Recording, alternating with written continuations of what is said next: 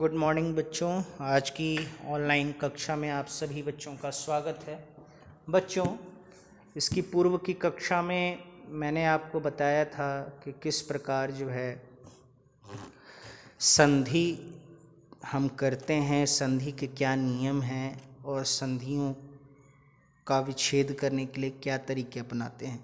बच्चों, संधि अत्यंत महत्वपूर्ण बात है। मैं ऑनलाइन स्ट्रीम क्लास में भी इसकी चर्चा करूंगा आपसे विस्तृत, ताकि आपको इस पाठ से कोई समस्याएं उत्पन्न ना हो। और यहाँ अभ्यास कार्य में भी मैं इसको पढ़ा रहा हूँ, आपको बता रहा हूँ।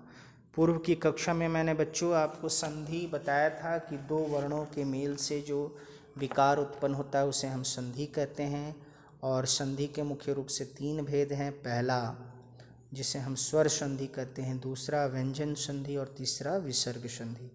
इस पाठ में बच्चों जो आपकी पाठ्य पुस्तक अभ्यास सागर की पाठ संख्या 10 है, संधि और उसके भेद, इसमें स्वर संधि की चर्चा की गई है। स्वर संधि के भेदों की चर्चा की गई है। जो 5 भेद हैं उसके, दीर्घ संधि, गुण संधि, आयादी संधि, यण संधि और वृद्धि संधि। तो एक एक करके मैं उसकी चर्चा कर रहा था। मैंने प्रश्न संख्या 4 तक की चर्चा की थी और आपको बताया था कि किस प्रकार दीर्घ संधि में जो है किन वर्णों का मेल होता है, यानी स्वर जो होते हैं, स्वर, चूँकि ये स्वर संधि का उदाहरण है तो यहाँ स्वर हिंदी में कुल 11 स्वर माने गए हैं। अ, आ, ई, उ, ऊ, री, ए, ओ, औ। इन 11 स्वर के ऊपर ही यहाँ संधियों का एक प्रकार से मेल देखेंगे हम, चाहे वो वृद्धि संधि हो, यण संधि हो, आयादी संधि हो, गुण संधि हो या दीर्घ संधि हो। तो दीर्घ संधि में मैंने आपको बताया था कि किस प्रकार मात्राएं बढ़ जाती हैं। छोटी मात्रा के साथ छोटी मात्रा, यानी जैसे अ के साथ अ का योग हो तो आ दीर्घ मात्रा हो जाती है। उसी तरह मैंने आपको बताया था छोटी के साथ यदि छोटी का मेल हो तो भी दीर्घ ही बन जाती है। तो इसी प्रकार अब आगे देखेंगे बच्चों हम प्रश्न संख्या 4 से गुण संधि का जो उदाहरण है वो देखेंगे हम। यहाँ गुण संधि का जो उदाहरण है वो देखेंगे 5 नंबर प्रश्न से कि देव जोड़ इंद्र। यहाँ देव में अ है और इंद्र का पहला अक्षर अ है, तो अ और ई मिलकर ए बन जाता है, तो देवेंद्र हो गया। उसी तरह देव जोड़ ईश, देव में अ है और बड़ी है शब्द ईश के प्रारंभ में, तो दोनों मिलकर ए हो गए, तो देवेश हो गया। उसी प्रकार महाजोड़ इंद्र है, तो महा में आ है और इंद्र में ई है, तो आ और ई मिलकर भी ए बन गया, महेंद्र। उसी तरह चंद्र है, उसके बाद उदय है, तो चंद्र में अ जुड़ा है अस्वर, और उदय का पहला अक्षर जो ऊ है, तो अ और ऊ मिलकर ओ बन जाता है, इसलिए चंद्रोदय हो गया। उसी तरह महाजोड़ उत्सव, यहाँ पर महा शब्द में आ है, उत्सव में ऊ है, तो आ और ऊ मिलकर ओ बन गया, इसीलिए यहाँ हो गया महोत्सव। उसी तरह देवर्षि है, तो देवर्षि में देव में अ है, ऋषि में री है, तो अ और री मिलकर अर हो गया, तो यहाँ देवर्षि हो गया।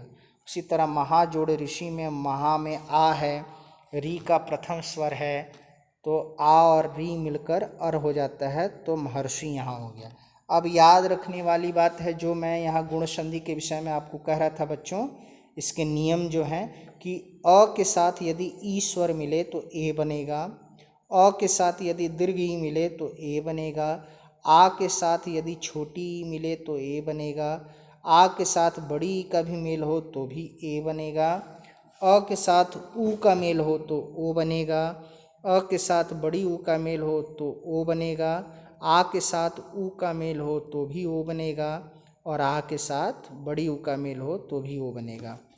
फिर बच्चों यहाँ अ री अर है, तो अ के साथ री का मेल होगा तो अर बनता है, और आ के साथ री का मेल हो तो अर बनेगा। जैसे कि देवर्षि और महर्षि, आपको महाजोड़ ऋषि महर्षि जो है, देवर्षि और महर्षि का जो उदाहरण यहाँ दिया गया ये री से जुड़ा उदाहरण है। तो याद रखें बच्चों कि यदि अ या आ के बाद छोटी या बड़ी, छोटी ऊ या बड़ी ऊ अथवा री आए तो दोनों मिलकर क्रमशः ए, ओ और अर हो जाते हैं। इसे ही हम गुण संधि कहते हैं। अब नीचे उदाहरण इसके देख लें। और जैसे एक जोड़ एक, एकैक। फिर है सदा जोड़ एव, सदैव। ठीक है। फिर महाजोड़ ऐश्वर्य, महेश्वर्य। फिर परम जोड़ ओजस्वी, परमोजस्वी।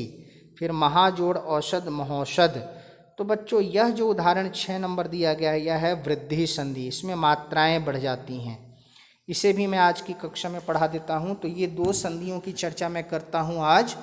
पहला मैंने आपको बताया गुण संधि कि अ के साथ ई मिले तो ए हो जाता है, आ के साथ ई मिले तो ए हो जाता है, अ के साथ ऊ मिले तो ओ हो जाता है, आ के साथ ऊ मिले तो ओ हो जाता है। ठीक है ना। चाहे छोटी ई मिले चाहे बड़ी ई मिले, है ना। अब यहाँ देखिए वृद्धि संधि। तो यहाँ उदाहरण देखेंगे एक और एक, है ना। एक में अ है और उसके बाद ए मिल रहा है, तो अ और ए मिल के ए बन गया। फिर सदा में आ है, उसके बाद ए लगा, तो दोनों मिलकर ए हो गया, सदैव। फिर महाजोड़ ऐश्वर्य है, तो महा में आ है और ऐश्वर्य में ए है, तो आ और ए मिलके ए बन गया, महेश्वर्य। ये हो गया। फिर है परम जोड़ ओजस्वी, परमोजस्वी। तो इसमें बच्चों परम में अ है अंतिम वर्ण, जो स्वर लगा है अंतिम वर्ण, म में अ छिपा है और ओजस्वी का प्रथम वर्ण ओ है, तो अ और ओ मिलकर औ बन जाता है, परमोजस्वी। उसी तरह आ और औ मिलकर भी औ बनता है। अब इसकी परिभाषा याद रखने वाली जो है कि यदि अ या आ के साथ बाद में ए या ए आए तो दोनों के स्थान पर ए तथा ओ या औ आए तो दोनों के स्थान पर औ हो जाता है। इसे वृद्धि संधि कहते हैं। ठीक है बच्चों। जैसे अ के साथ ए का मेल हुआ तो ए बना, अ के साथ ए का मेल हुआ तो भी ए बना, आ के साथ ए का मेल हुआ तो भी ए बना, और आ के साथ ए का मेल हुआ तो ए बना। फिर है अ के साथ ओ का मेल हुआ तो अ बना, फिर आ के साथ ओ का मेल हुआ तो अ बना, फिर अ के साथ अ का मेल हुआ तो अ बना, और आ के साथ औ का मेल हुआ तो औ बना। तो बच्चों ये 2 संधियों की चर्चा मैंने आज की कक्षा में की। पहला मैंने कहा गुण संधि, फिर से सुन लें। यदि आ या आ के बाद छोटी ई या बड़ी ई, छोटी ऊ या बड़ी ऊ या री आए तो दोनों मिलकर क्रमशः ए, ओ और अर हो जाता है।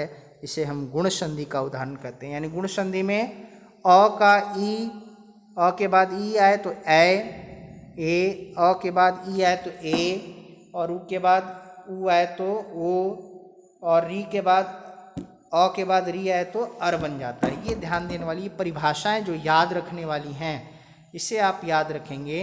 और इन दोनों संधियों, तो बच्चों अभी तक जो हम लोगों ने चर्चा की वह की कि स्वर संधि के 5 भेद होते हैं।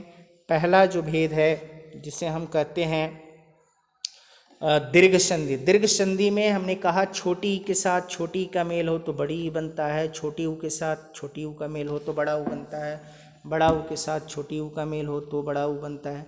यानी ह्रस्व मात्राओं के साथ दीर्घ मात्रा का मेल हो तो दीर्घ स्वर बनते हैं, उसकी मात्राएं भी दीर्घ लगती हैं। गुण संधि में हमने देखा ए की जो मात्रा है, अ के साथ ई का मेल, आ के साथ ई का मेल, अ के साथ ऊ का मेल, आ के साथ ऊ का मेल, है ना। तो यहाँ मात्राएं ए के रूप में परिणत होती हैं, ए से एड़ी वाला।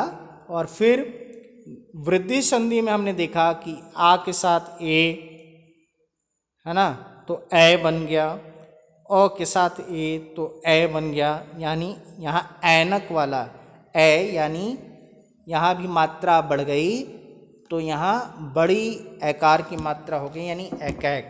बच्चों इसे बहुत ध्यानपूर्वक समझें। मैं तोड़ तोड़ कर इसीलिए आपको बता रहा हूँ कि इसे तोड़ कर बताने से एक सुविधा है कि आप इसे समझेंगे, जानेंगे और इसे याद करेंगे। तो 2 परिभाषाएं आज के लिए मैं दे रहा हूँ आपको, गुण संधि और वृद्धि संधि। इसे आप पढ़ेंगे, याद करेंगे, इससे संबंधित उदाहरण बनाएंगे, और अगर कोई दिक्कत हो तो ऑनलाइन स्ट्रीमिंग क्लास जो होगी उसमें हम लोग इस पर बात करेंगे, चर्चा करेंगे और इसको समाधान करने की कोशिश करेंगे। ठीक है बच्चों, तो आज की कक्षा के लिए जो है मैंने आपको यहाँ बताया।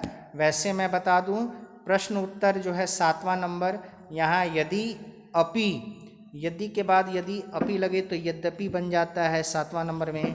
इति के साथ आदि लगे तो इत्यादि बन जाता है। प्रति के साथ एक लगे तो प्रत्येक बनेगा।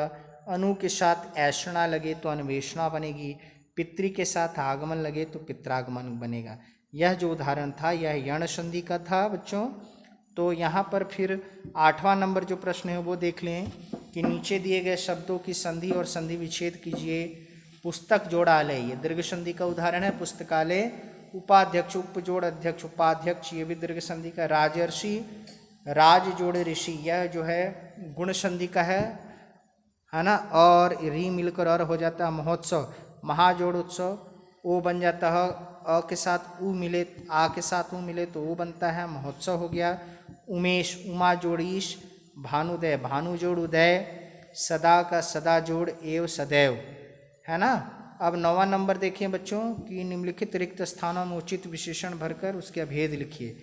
तो राम गर्म दूध पीता है, गुणवाचक। तो यहीं तक रहने देते हैं बच्चों। 8 नंबर तक आप सवाल बना लेंगे और इसके प्रश्न उत्तर कार्य भी करेंगे।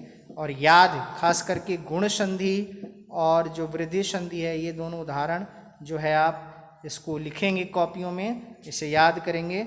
अगली कक्षा में मैं इस पर विस्तृत चर्चा करूँगा। तब तक के लिए धन्यवाद। घर पर रहें, पढ़ाई करते रहें, संधि जरूर पढ़ें क्योंकि यह आपके ज्ञान के लिए बहुत आवश्यक है।